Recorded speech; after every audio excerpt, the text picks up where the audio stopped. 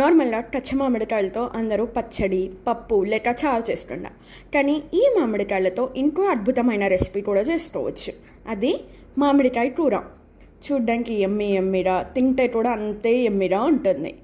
స్పైసీగా కొంచెం పుల్ల పుల్లగా వేడి వేడి అన్నంలో కలుపుకొని తింటే ఆహా అద్భుతం. ఎలా చేసుకోవాలో చూద్దాం.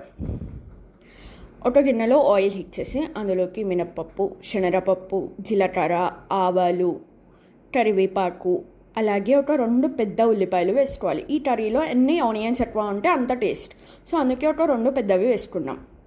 ఒకసారి మంచిగా ఫ్రై చేసుకోవాలి. ఆనియన్స్ అనేది మంచిగా ఫ్రై అయ్యాక అందులోకి చిటికెడు పసుపు, అలాగే మామిడికాయలని ఇలా కొంచెం పెద్ద సైజులో కట్ చేసినవి ఒక 2 మామిడికాయలు తీసుకోవాలి. మామిడికాయలు పెద్దగా ఉండాలి, చిన్నగా ఉంటే ఉడికి కర్రీ అన్నది రుజు అయిపోతుంది.